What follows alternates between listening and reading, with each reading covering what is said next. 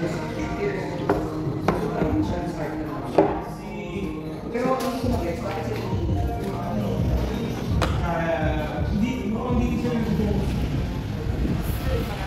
tayo guys.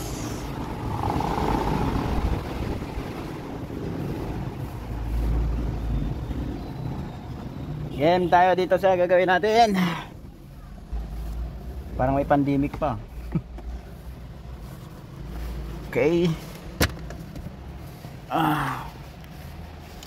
Yan. Tignan nyo guys. Apak ng preno. Ayan. Tapos saka iilaw yung green light. Sabihin pag umilaw na yan, go na, start mo na. So ibig sabihin hindi magugulat ECU niyan o kaya ECM o throttle man. Start natin. Ayos yan. Di ba may ilaw yung electric parking brake nya? So yan ang titignan natin guys. Actually nakita na natin to kanina, pero ngayon gagawin na natin. So yan, gamit tayo ng sabi nung boss ko 100,000 daw tong util na to eh. Ayan, 100k, bira matindi to. Sana maayos niya tong problema ng Lexus, o kaya ako ang aayos. Ayan, sinaksak na natin ha.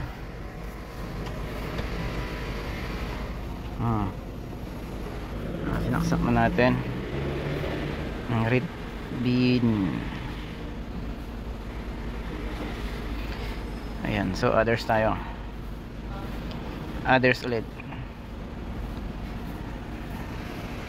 Click. Others. Yes. Ito yung pang diagnose natin dito guys, pang scan. Ayan. So nandito tayo ngayon sa Quezon City. Dito tayo sa Metro Manila, Quezon City. Ayan, Philippines. So proceed tayo guys. Diagnosis. Auto scan muna. So ayan, fault code agad ang ABS. Hintayin lang natin guys. So hanggat wala pa naghihintay tayo, so libot-libot muna natin yung camera. Ayan. Di ba maganda pa yung sasakyan ni sir? Sasakyan ng customer natin, maganda pa. Mayaman may-ari nito. Ayan. So okay na. Check muna natin yung so dito muna tayo ABS. Tignan natin kung ano yung umiilaw dyan. Si trouble code. So ang sinasabi niya, yung tinuturo niya yung C13EF, yun yung parking brake. Ayan guys, so balik tayo doon. Diretso na tayo sa parking brake. Cancel, nagkamali. Okay.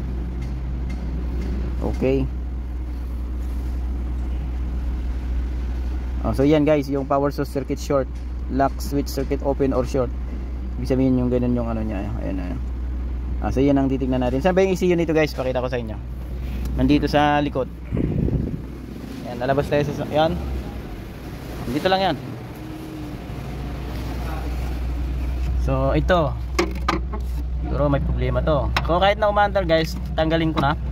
Wala namang problema. Pagka bago ka palang gumagawa sa mga ganito, siguro ayan, kailangan mag-ingat talaga.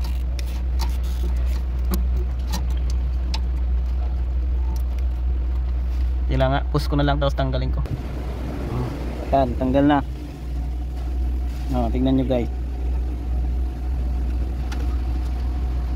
kung anong sira. Sabi nila pag may static, hahawak ka muna daw sa bakal bago ka umawak sa mga electronics na board, kasi para hindi pumutok yung madamage yung ibang parts, which is totoo naman kasi naranasan ko na yun. Ayan, di ba parang mayroon tayong nakikitang na tubig o yun, nadali.